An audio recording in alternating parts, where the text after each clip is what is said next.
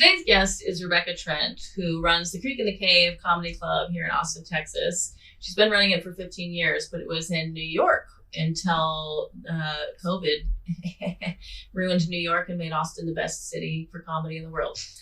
I love Rebecca. I'm just so glad that she came down here. It's one of the things that has made my life better than it ever would have been. You know, it's one thing to have Rogan and the others move into Austin, but if we didn't have the Creek in the Cave, it just would not be the same. It's the Creek in the Cave really is the just home for Austin comedy, and Rebecca is the mom of Austin comedy, and she's so supportive, and she has a great sense of humor. She's, you know, she doesn't care for bullshit from anybody.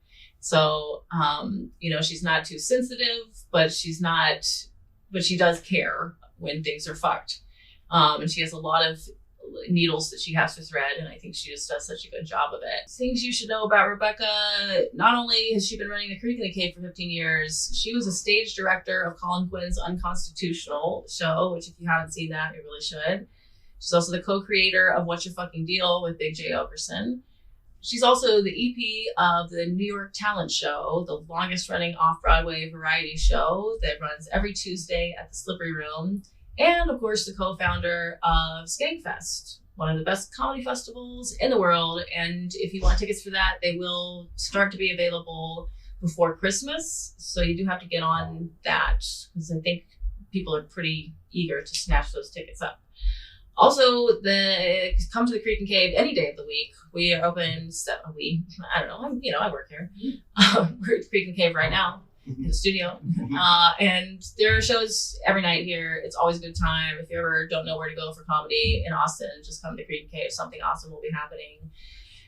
Okay, enjoy.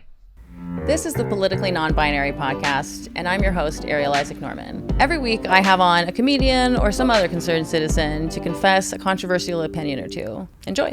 Have you ever pole danced? No. You never? Well, have I you? lube wrestled once. You lube wrestled? Yeah. But you never even just any of the times that you've had a pole right there, you never kind of like, there was never a time when no one was watching and you were like, I don't have the upper body strength to get on the pole, I don't think, but like, I yeah, definitely but like just dropping down. When we were like moving it around and stuff at Skankfest this year, I definitely like swung around on it. But, okay. Like my feet didn't leave the floor. I wasn't doing anything impressive, is what I'm Well, saying. I'm not saying impressive. I mean, I'm just like, there's something about like a pole where, especially if I've had a drink or two, like I do want to like, you know. Are you one of those people that jumps on the mechanical bull if you've had a drink or two? No. So no mechanical bull riding, but you'll hit the pole. I'm not saying I wouldn't mechanical bull ride. It's just, it doesn't have the same, there's something about, like, I love dancing. And when I'm dancing alone, like if no one's watching, I'm doing all kinds of crazy moves. Some of them way more feminine than you would imagine. And so like, I do like the pole. So there's something about it that it's like attractive to you. Have you ever secretly wanted to be a stripper? No, well, no. I guess I've never really thought about being a stripper. I've thought about doing drag, you know, either gender, but like it terrifies me more than anything. And when I was like 13, I think, I remember my dad was talking about strippers just because I had seen some billboard or something, and we were talking about it at home. And my dad, I guess I said something like, "Are you ever worried that, you know, that I would be a stripper?" And my dad was like, "Oh, I'm not worried. You don't have the body for it." Like, well, maybe that's a good way to keep your daughters off the poles. Put that in there. But I don't really, especially back then, I definitely didn't. But that's my slightly autistic father's way of. When I was little, my parents got into a little bit of trouble. They got like called into the office because we were supposed to draw what we wanted to be when we grew up. Mm-hmm. And I drew this big titted, like, madam. Because I used to watch spaghetti westerns with my dad, and the cool chicks on the spaghetti westerns were all the chicks that like ran the house with the big boobs and the corsets, and they would like run around. They would all be good with gunplay and like, you know what I mean? Like, so you got a gun, and you had I was holding a gun and I had a drink in one hand, and like, so they got called in and they were like, "What are you teaching your daughter?" And it was just like, well, and it made sense once I explained it, but they had to have me come and explain to them why I drew that picture, and it was pretty embarrassing. Mm-hmm. So I've always been pretty pro sex worker, I think, even as a young lass. Yeah. Well, when was the lube wrestling? Lube wrestling was at the Creek in New York. We ID Lube was the company that sponsored it, and we did 4 or 5 of them. Yeah, it was like competition tournament style. Kind of. We had one girl lube wrestled for a job. Like we had a girl drop out, and I interviewed her, and I was like, hey, if you want the job, you can have it, but you can have the job if you lube wrestle. And she was like, for real? And I was like, yeah. I mean, you can probably have the job anyway, but like we do need somebody, so if you want to do it. Her name was Megan, I think, and she was dope. It was 2 girls against 1, and I was the one. Yeah. So I was like the big villain. Yeah. And these 2 girls took me down like immediately. Like lubricant is very slippery. It's hard to Yeah. I guess I've never actually lube wrestled, but Candace Medina and I on our backyard slut show, we filled out like a kiddie pool full of like slime or whatever. Like I don't know. She had like 2 different goop things that she was putting in there. So I don't know, some kind of concoction. That sounds so disgusting. It was gross. We goop wrestled. Yeah. Like, what is that? Does it come from a goat? I'm not comfortable. But it was green and slimy and sparkly, and I think the idea is it was like during the summer, it was hot, and we put a bunch of ice in it and everything. I think the idea was it was like if people wanted to get in there, or I guess because we always play these weird games that we have the audience members compete in. But like we do volunteers, and like normally it's pretty easy to get volunteers for our crazy games, but like with this one, like nobody else wanted to get in. So then Candace and I had to just wrestle each other. But it wound up being really fun, and I won easily. That's funny. Yeah. We had speaking of kiddie pools, we did a show called Nearly Naked Lady Hour in New York for years. It was hosted by this guy named Pat Dixon. And we had this amazing woman named Vicky that was Juilliard trained dancer, and her audition for us was she came in and did a reverse striptease. Oh, okay. So she came out naked, and then by the end of the dance she had her clothes on, and it was like sensuous, beautiful, and amazing. So we would do these like different weird things in the beginning of the show, like at House Open, like at doors. And for one of them, she was sitting in a kiddie pool shaving her pussy while people were coming in and sitting down and stuff. Yeah. And then we paid another lady comic volunteer because he was like, I'll pay somebody $10 to drink this, and Amber Nelson like drank the pussy water, like the water from it. So like there's probably a little bit of pube in there, but like not a tremendous amount. Like it was shaved, but she didn't have like a full bush. It wasn't like there wasn't like her pubes were this long. Was there soap in the water? Yeah, probably. Well, or I don't know what she like. It probably tastes good. I'm out. I think it was more about the $10 than it was about the the soap, the dining experience or whatever. Well, I saw a video of there's this woman I follow on Instagram who holds the record for the most anyone's ever squirt. I forget her name. I'm so sorry. Wow. And but like I followed her. I think a friend of mine, like we somehow realized that she knew of that person too, because she had actually been at the show where she broke the world record for squirting. And then she showed me this video. Was it a volume or a distance? Volume. Okay. Yeah. And which like I have come to be, now I am sure that squirting is real. I have now, and I have dated a squirter, and it definitely does not smell like pee. I became a squirter like this year. I wonder if we all could. I think we all can. Oh, last year. Yeah, I'm gonna work in trying. Shut up, Justin. Now that but this woman is like hovering over this like big bin to catch it, and just like I guess I'm just furiously fingering herself, just like it didn't even look like she was. I mean, maybe she must have, but it looked more like fingering her, like rubbing her clit than. But she must have been fucking herself. I don't know how, unless she just crazy. Also, easily squirts just from clit stuff. I don't know. Sometimes it's that sponge wall in the front, so it's like you hook that. She just barely, then it just looks like that, like as hard as you can. So I guess she was because, she was just well hydrated. I'm not sure where all that water comes from anyway, but It was, I mean, at least a gallon. I don't know what, a gallon, 2 gallons, whatever. You just see it pouring out of her. Insane. And then how many mattresses do you go through a year? Right. That's insane. Yeah. Like, there's no way that's sanitary. Like, what do you like? It's crazy. I wouldn't sleep over at her house. Yeah, I don't know if that's like something she knows how to manipulate. Like I said, like she's just like super well hydrated. She knows how to just like shoot out like a little bit. Yeah, I don't know. She can kind of close it down. Yeah, again, like squirting's hot. I don't feel like I have that kind of control. No, I love, you know, when, you know, I'm sure that my girlfriend's coming because she's squirting. Like it's great, but like that much is a lot. But so then they asked if anybody wanted to drink. Because I guess then you're a world record for how much squirting someone's ever drunk. I don't know if they put that on the books or not. I hope so, for the sake of this woman. So she didn't get paid anything, and this woman, a woman even, volunteers and just chugs it. Chugs it. She drank the whole thing in front of everybody. Chug. Oh my god, that's fucking disgusting. I know. I'm squirting positive, but I am not drinking gallons. I'm not going to drink gallons of any cum, anything fluid. I'm not drinking gallons out of a body. Exactly. None. So, SDR show hosted by Ralph Sutton. Big J. Okerson's on. It's their show. Big J. Okerson, Ralph Sutton. They had a squirter on, and they gave them. They had to answer a question. If they got the question wrong, they had to pick from like one of 3 cups. One of them had squirt in it. One of them had vinegar. And one of them had something else, right? And both of those guys got the squirt on the first question that they failed. Like they both picked the squirt cup.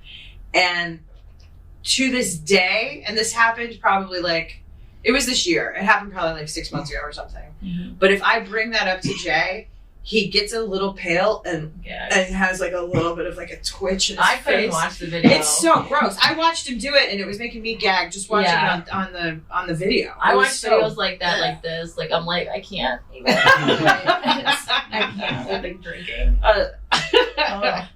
It may as well be the 2 girls, 1 cup thing or whatever, you know. I just don't, Well, I mean, you get through like a nanosecond of that and turn it off immediately. Well, right? I knew what it was going to be. Really, exactly. Like we were friends. Yeah, by then we were hip to what was about to happen. So I already only watched.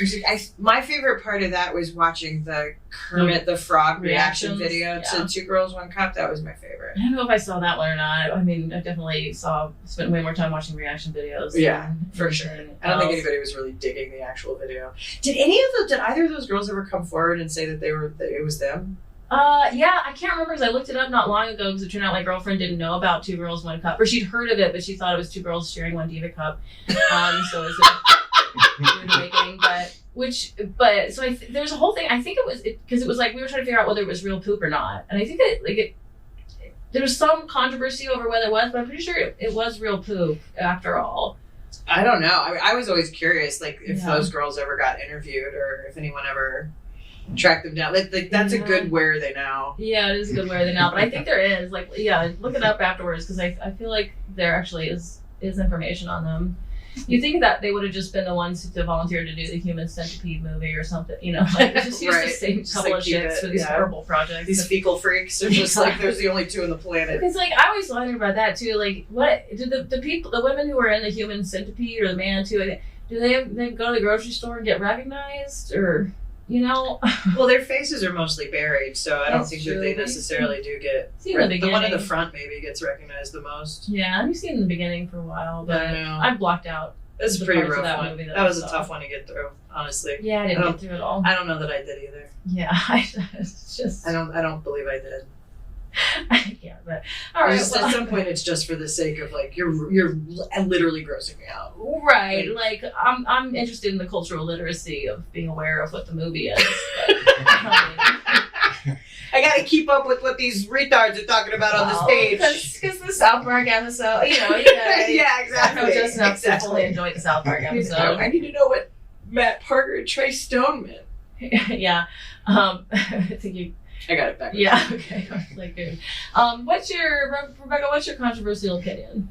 I mean, I don't feel like I have just one. What's today's main? Well, we can get to the second one. I don't know. I don't honestly. I wasn't really sure what I wanted to talk about, but I told her a week ago. I think that I told her. You know, my mom was she was a special ed teacher, and I never stopped using the word retard. Mm-hmm. So I think that was like sort of the thing that like I definitely have like drawn a line in the sand. This is the hill I'm going to die on. Say retard. Sort of, like, Does your mom say retard? No, she does not. Did she ever? No, she doesn't. Sit down, you little retard. No, she never did that in class or anything. Not in class, but like when she got home, that's like fucking retard.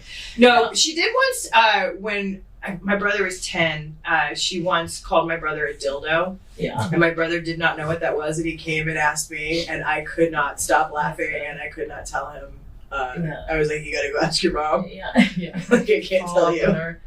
I don't know how far down the rabbit hole you want to go with that one. Yeah. Okay, so did you ever give the word a pause?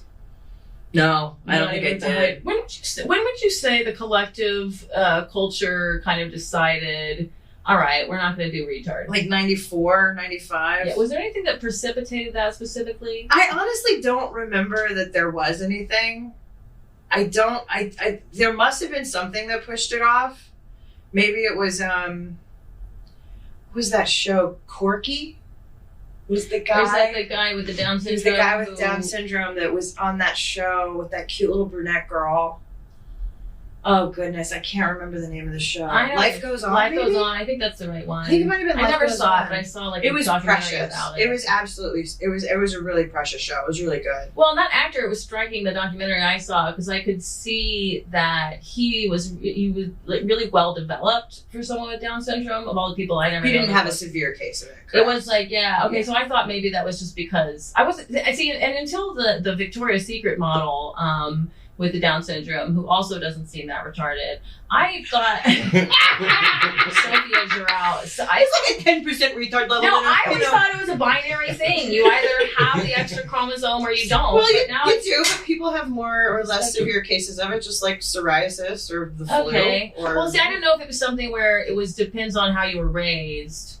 You know, you're just raised to be extra retarded. Well, I thought maybe because so already that's true for all of us, right? Well, yeah, it's definitely all different case can be made depending on how you're using the word. Right, but that's the thing is because we do use that word in different ways, but I thought maybe because the guy from Life Goes On, was in movies and like a lot was expected of him, and he was hanging out with all these people. I thought maybe that was just really good for his development. And I was like, oh look, we should put all people expose them to Hollywood, and that's how you cure Down syndrome. Well, there was a woman.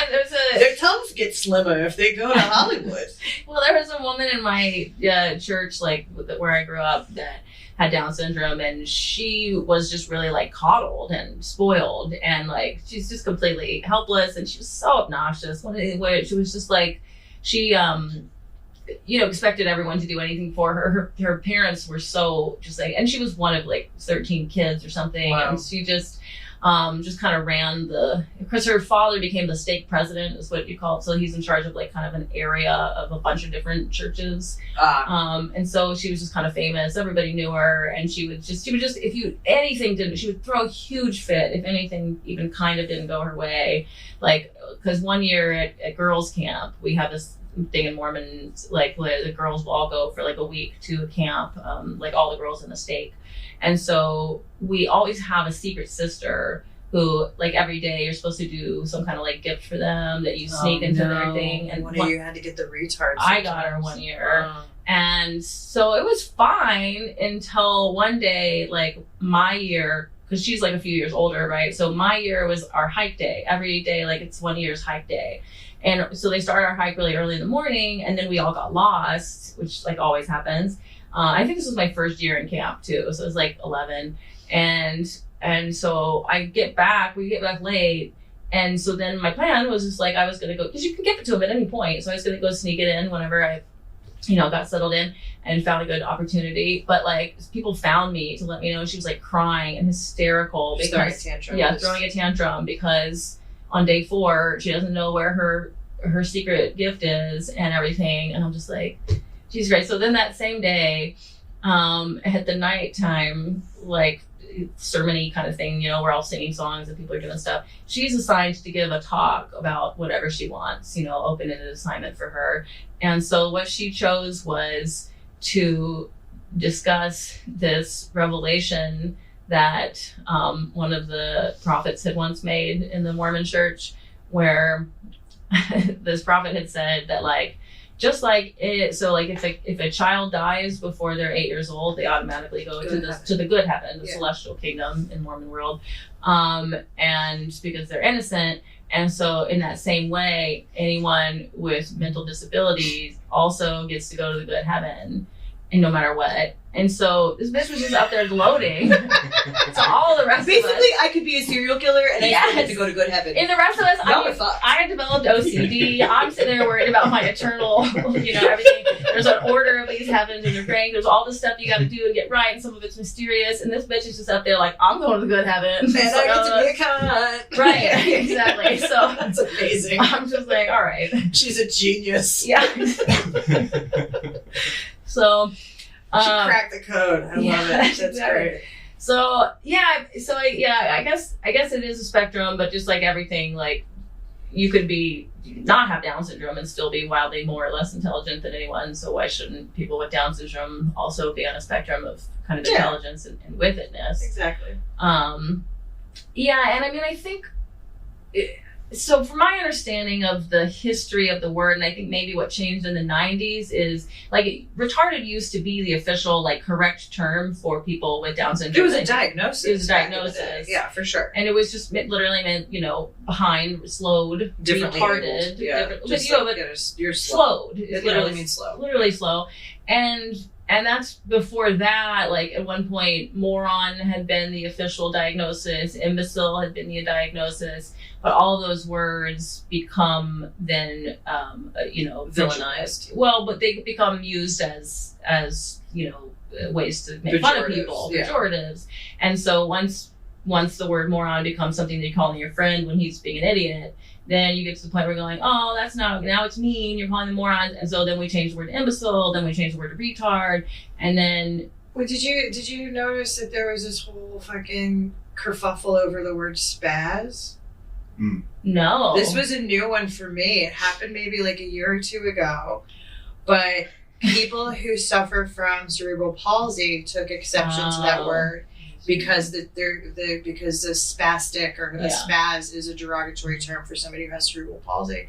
Never in a million years have I ever pictured someone with cerebral palsy when I've used the word spaz. I've for sure used it. It feels very 80s to me, like using that word. It's kind of an outdated term. Yeah. But like somebody used it, like somebody like Lizzo or like Nicki Minaj or somebody used it in a post. Yeah. And folks went like in on them. Like, it was bananas. And they were just like... Folks were spazzing out. They were really spazzing out about it. And it was hilarious. And that was, like, the obvious Twitter joke that was floating around. But, like, yes, that's absolutely what happened. They totally spazzed out. I mean, I had no idea. I mean, it's kind of like getting upset with someone, even 10 years ago if they said someone gypped them or whatever. Like, people didn't know that had anything to do with gypsies. I think people still use that term. A lot of people do. And people also still listen to Michael Jackson's music. Like, I don't know where people are drawing lines so arbitrarily around all this. But that's the point, is that it's arbitrary. You know what I mean? And it's like, it's okay until you know one or whatever. I don't know. Right. Like, I don't really know how it works, to be honest with you, but it does feel very arbitrary. Right. And it seems like people are... This is going to be very controversial, but it feels like people are going out of their way to be offended by things these days. I don't know if you've noticed. Yeah, I feel there's a lot of outcrying going on. Yeah, it's hard to know which ones to listen to at this point. It really is. And then some of them are probably just Russian people who are trying to sow discord in our country. Exactly. You don't even know. The spaz people could have all been fake. It could have been. They're all bots. Everybody's a bot now. Yeah, we don't know. Like they said, 90% of those Christian meme Facebook pages were all Russians, sowing discord. Is that real? Yeah. Oh, that's so lame. So like, who knows? The spaz thing could have been fake. But it's kind of brilliant at the same time. Kind of I don't know. It started in the UK. Does that make it sound more legit? I don't know. Well, and crazy. They definitely came to the word crazy. I remember, like, it was literally in an email to a friend of mine who worked at Planned Parenthood at the time. Like, they would get morning emails. Like, here's the canceled word of the day, basically. Not that every day they went, but it was like, it literally came, and they were like, it's, it diminishes people who actually have mental disorder. And I'm like, the thing about the words crazy and retard, beyond the euphemism treadmill that we're discussed, like, it's always going to change. And, if we keep going on, differently abled, like, you just call your friend being differently abled now. Yeah, exactly. It just all becomes the pejorative. It doesn't matter. I think at the end of the day, this sort of word policing bullshit is getting so out of control. It's something that, as a basic tenet, it's not something that we agree with or believe in. Right? It's one of the like fucking honestly, like, take the guns, leave my words alone. Right. I really, like, honestly.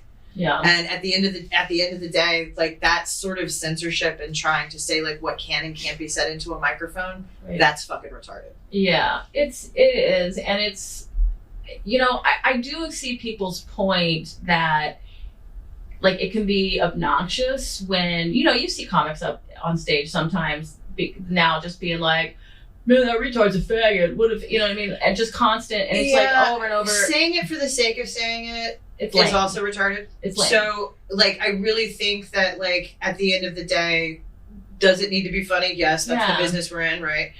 You know, and I have this personal rule that I will not use a word if I have a friend who has had that word yelled at them while they're being hit. Right. So if you're being beaten by someone and that's like a slur they're using, I was like, then I'm not going to use that. Right. But retard does not feel like a slur to me. No one uses it for people with Down syndrome. Ever. No, you use it for your friend who's being a retard. Exactly. Yeah. That's 100% facts. Yeah. And I just don't. And so I feel like I feel like there's just sort of like there's a line that I draw for certain words. There's certain words that I personally don't use. Yeah. It's really just two of them.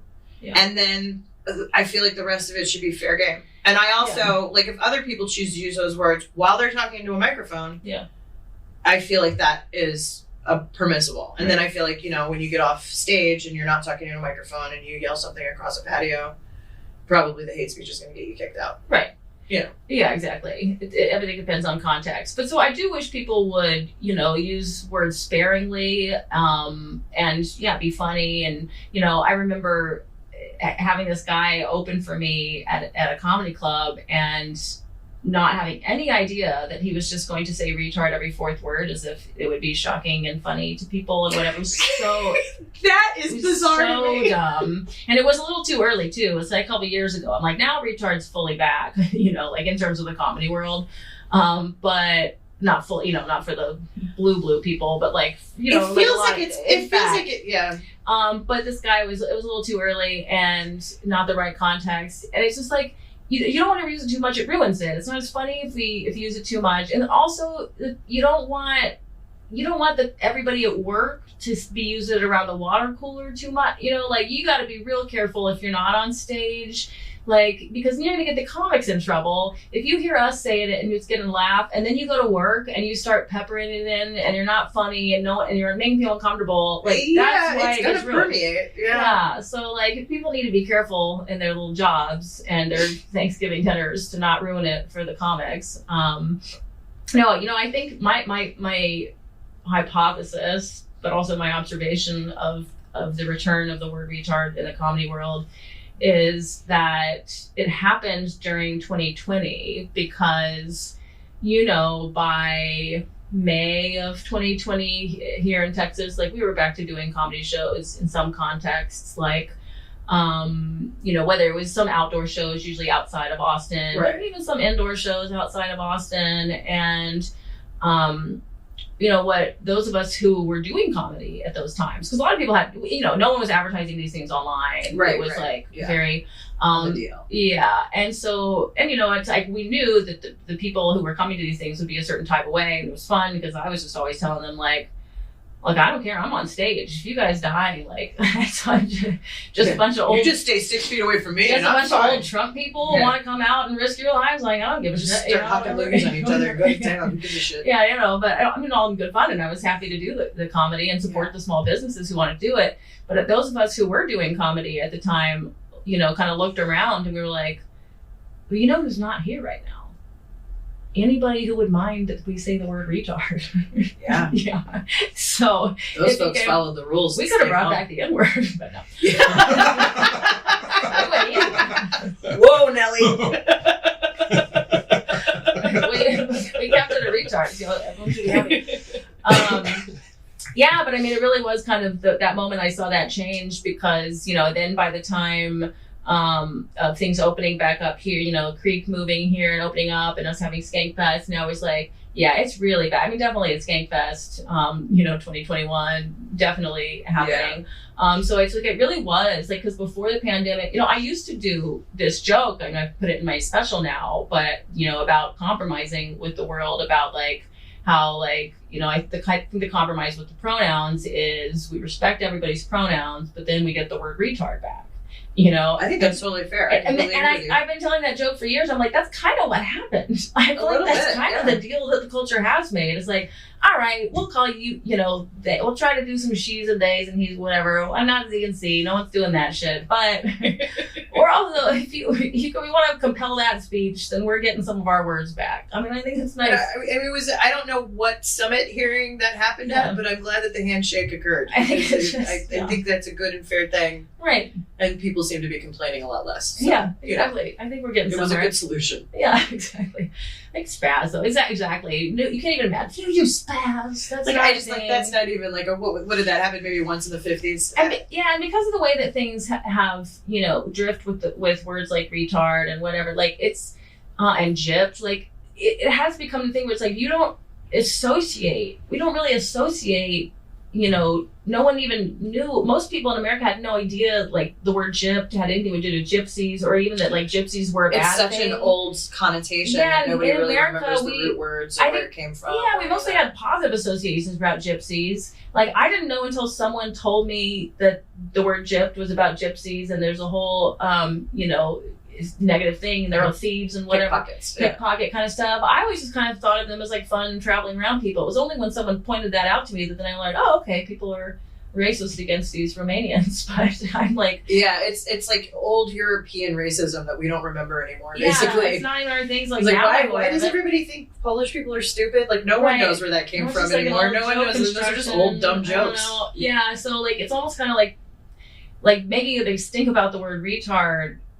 And it is inherently connecting that word to people with Down syndrome or other. You're making it pejorative. You're making it. You're the one that's stigmatizing. Right. It's just become something. Because it's really inclusive if you think about it. Right. And that's the inclusive part, I think, is the biggest thing. Like, just like with the word crazy, which, it's absolutely crazy or insane or whatever to, cancel that word. Like, we're all crazy, especially in America where for sure everybody has a mental disorder. So yeah, absolutely. This is the most, mentally ill country ever. And with it. So, like, it's like I say, it's like in America, like, have we not proven this is a country of crazy retards? Yeah, I think we 100% have proven that. Yeah, absolutely. Right. We're all retarded in some ways. We win the Darwin Award every year. Right. And, and even around the whole world. Usually Florida, but still. Right. But we're all, like, every human is retarded in some ways.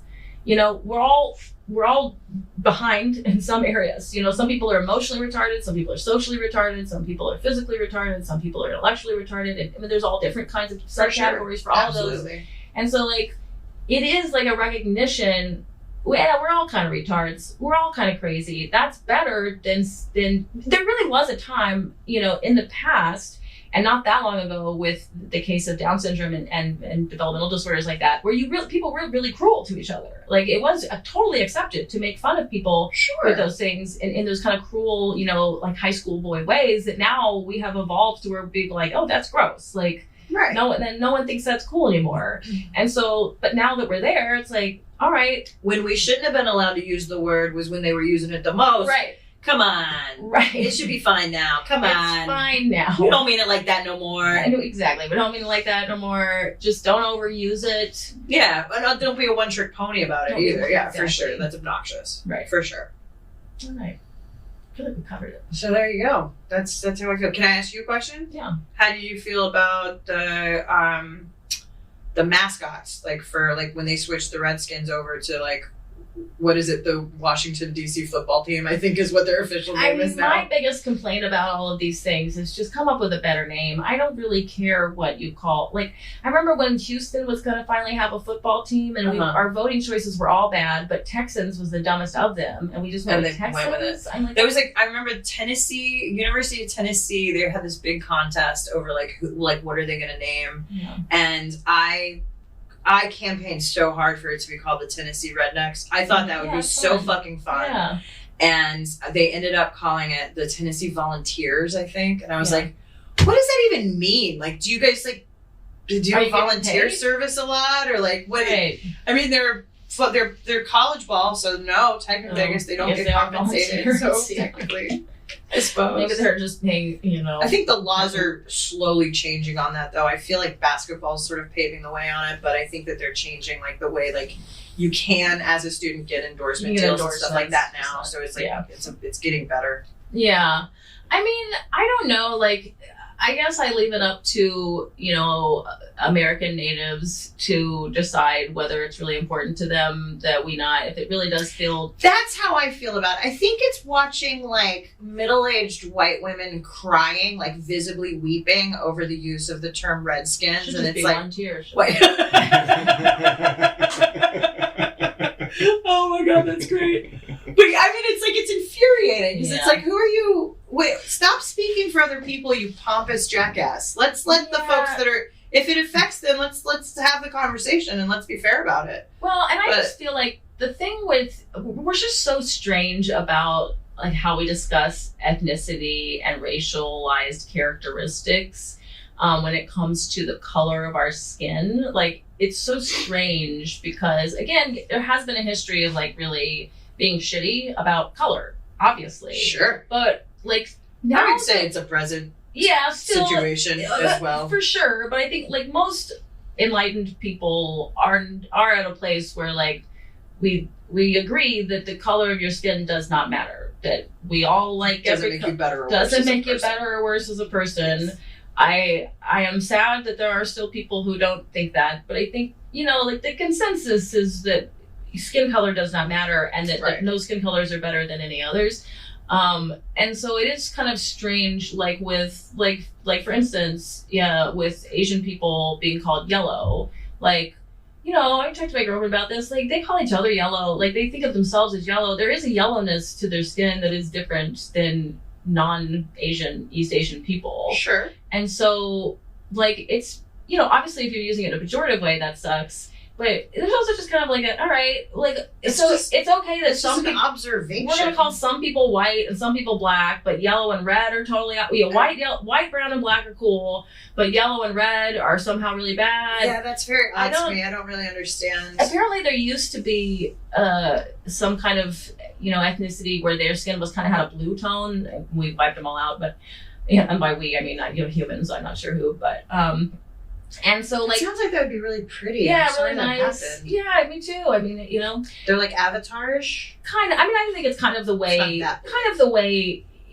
Asian people can be yellow. Like, there's kind of a blue hue, and you can even see really like sometimes really dark black people will have some blue hue. But I think this was like a lighter colored people that also had a blue hue, and that's really cool. And so it's like, I think we gotta just kind of come to an idea of how we're going to discuss these things because it's so arbitrary and how people are capitalizing black and what I'm like, and sometimes white, but sometimes not, and sometimes the whole thing doesn't make sense. And I really do think we should move away from calling European heritage people white because of the archetypal issue with that, where white really does mean like good and clean and pure and healthy and all these things, like just on a Jungian levels. Caucasian.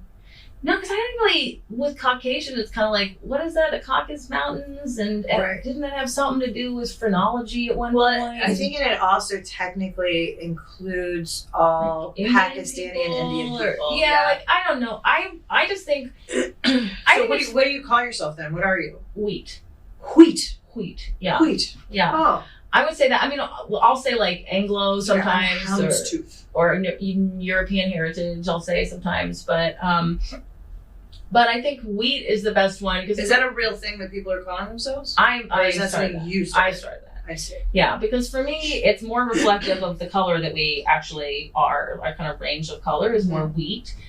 Which is fun because it kind of annoys those gluten-free bitches that it's kind of a fun thing there too. I can't because I like to dance. I don't identify as sweet. I can't. It makes me feel bloated just thinking about it. Yeah. So that's fun and it's just more accurate. Like people are not really white. That's kind of unless they're like gingers or people aren't really. I mean.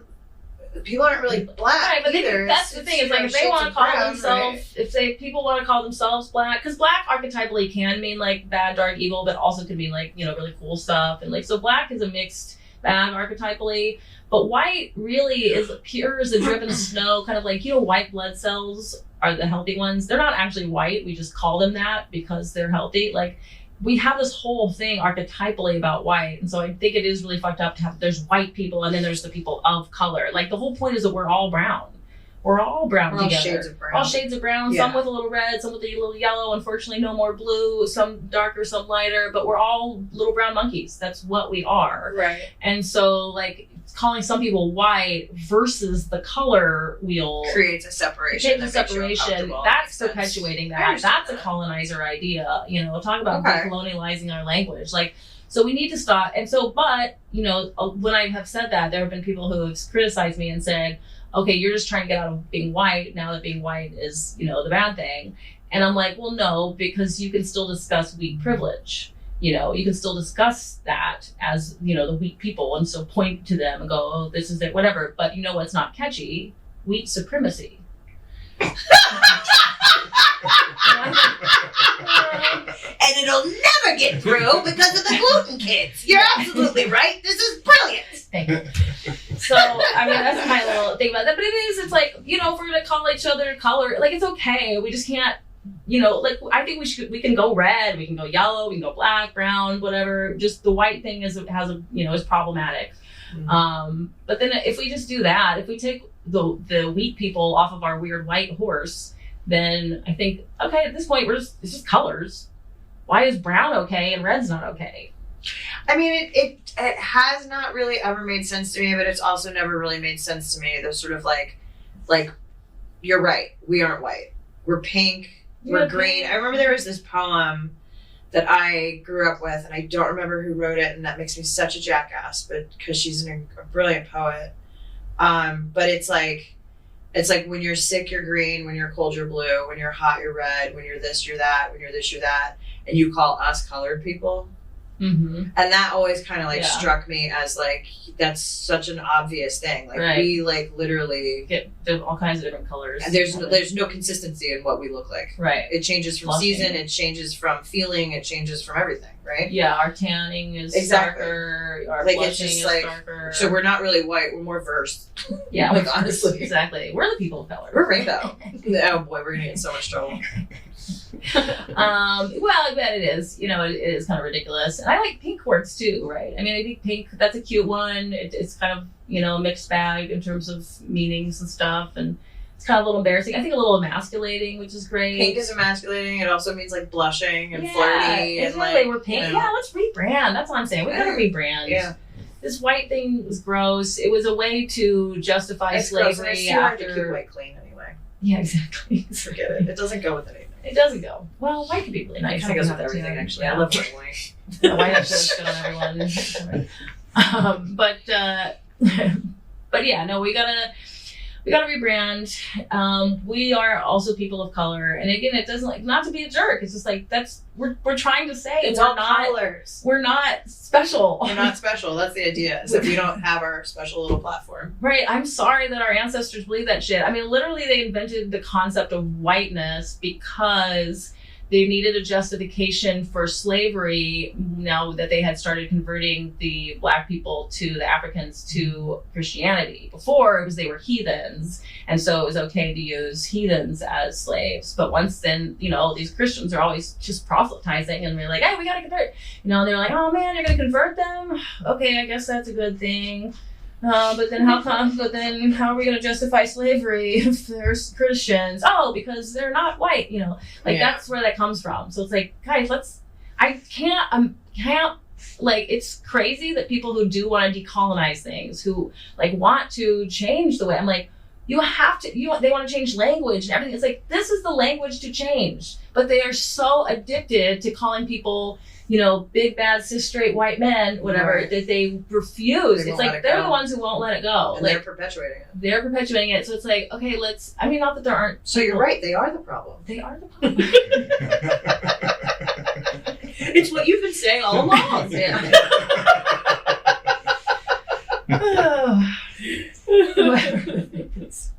All right. Well, I think we solved retard and racial politics. That was pretty good. Yeah. That's pretty good. Do you want to do one more of your other topics? Dicks before Sex? I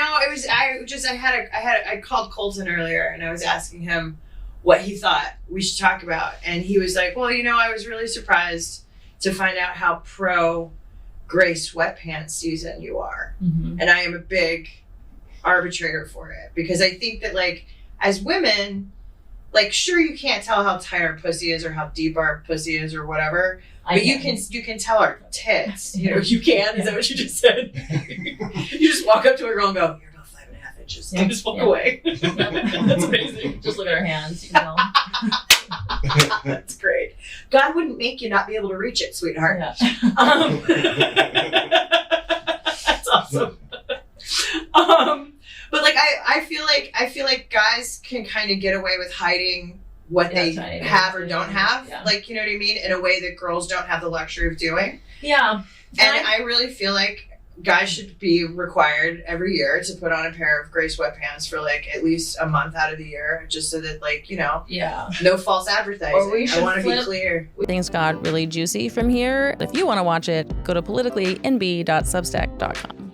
It's so funny because I think Steph Tola had like a crowd work bit about someone's nipples being hard and something, and like and I'm sure comics like say stuff. Now I realize like a lot of people like don't realize that some women's nipples are always hard. Sure. And I think it's particularly like more Asian than like Anglo people and European people, whatever, often have like just always hard nipples. So like it's just one of those things too. Like I've heard a woman talk on stage about how, man, why are you doing this to my clit? No one comes that way. And I'm like, a lot of people come that way. Yeah, like I think people just over universalize their own experience and don't realize 100% how diverse things are. Especially like if you're a woman who's straight, like probably don't weigh in about what all pussies are like. Just because you have one pussy, right, doesn't mean you know what all pussies are like. I'm so tired of people speaking for other people in general. I'm so tired of like obnoxious as hell. Nobody does this or that. Like I'm always told that like by some, like every time I say anything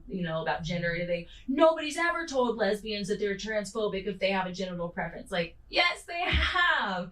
Like just as you haven't, just because you haven't seen that doesn't mean nobody has. Like Google it for a second. Speaking in generalities usually leads to stupidity. Right. I'm just like, don't say nobody has done this. Right. It's kind of like nobody has said that they support Hamas. Yes, they have. Just because your anti-Zionist thing is more nuanced than that doesn't mean that nobody has said. Have you had anybody come on and talk about Armenia and Turkey?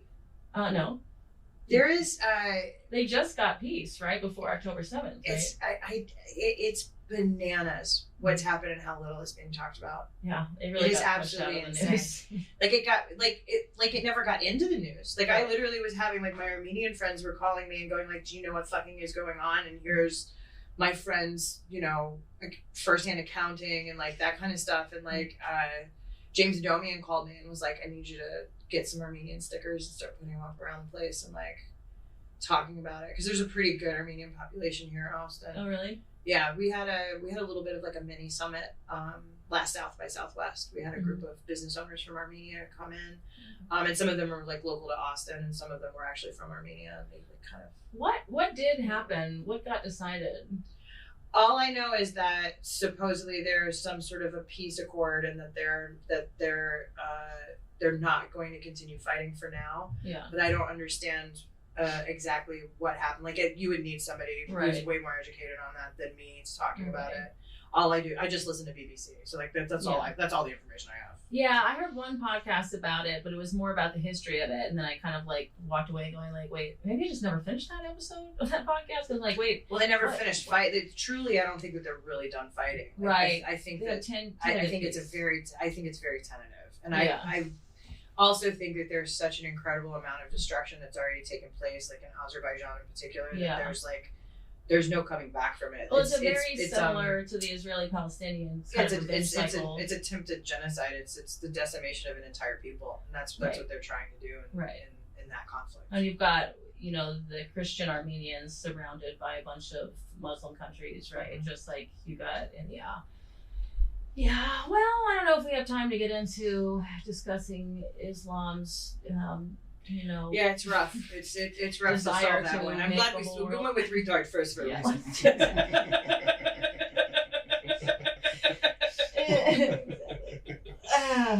And, we might need to be able to call, depending on where you're at in the Israeli-Palestinian thing, maybe you want to be able to call one side of them retards. Oh my God. Important. I mean, I think maybe both sides at this point. Well, I think it's the leadership. What I see is it's the leadership of all of these because they want to remain in power. And it's the same thing with even our country. Like, people aren't getting things done. They want the money. And so they want to stay in power no matter what. And so Hamas doesn't want peace. They don't want things to be going well. I mean, then they wouldn't get the money from Iran anyway, because Iran certainly doesn't want peace, and they wouldn't be able to get all the, just take all the money that's supposed to be going to their people, like if there were peace. So and Netanyahu doesn't want peace. He'd go to prison apparently, because if there were peace, then everyone would kick him out. So we're kind of fucked. I mean, I was thinking about that on the way over here actually, of I wonder if there's a way that we could set up governments so that we really keep them from actually being able to take bribes and presents and whatever. If we could keep them from being able to make a bunch of money through power and through influence peddling when they're in power, and then what we do is after they serve for 4 years or whatever, we get to vote on how much money to give them or not. Depending on how good of a job you actually do, now we vote and say. See, you're one of the people that I know that should just have their own islands, because all of these ideas are brilliant and good, and they could possibly work, but only to a finite number in your population. Right. Once you get to the kind of crazy dumb numbers that we're at, you can't. Yeah. There's too many retards in the crew. Right. I mean, and it's really true. If you for them to have money. That, and then and there's no way to really get rid of corruption unless you have really small numbers, and you can be a real enforcer on that. You know what I mean? If you can help me get an island, I would love to. I think, is Jeffrey's for sale? Maybe you could buy that one. We'll stage it. Call it the Island of Tears. We'll stage it. It'll be fine. I love that. I think it's perfect. Has anybody staged that island? The whole coven's going to come over and we're going to get it fixed. We'll pour period blood all around. Just a bunch of women emptying diva cups and dancing naked in the moonlight. That's got to be the solution. That's cleansing. It'll work. All right. Well, I think we solved enough of the world's problems for the day. All right. Thank you so much. Is there anything you'd like to promote or recommend to people? Please go online and scream to the FDA that you want Neuron to be available for people suffering from ALS. NUROWN. Is that the Neuralink thing? Yeah. Yeah, but aren't they going to use that to do mind control eventually? I don't really care. My friends are dying from a disease that they could be able to walk out of their wheelchair, and the fact that the FDA is holding it up for people that are terminally ill is absolutely insane. You should have a right as a dying person, as a terminally ill person, to have whatever care is available. You should have access to any care possible for you to save your own life. You should have the choice. You should be allowed to make the choice. Right, but eventually there's going to be a whole Terminator situation. We're going to have to. I mean, maybe, but that's going to fucking happen anyway. Yeah, you're right. AI's already happened. So you can't. You can't put that horse back in the barn. It's not going to happen. Yeah. So at this point, make nice with the robots and let the dying people have their drugs. All right, sounds good. All right, thanks, Rebecca.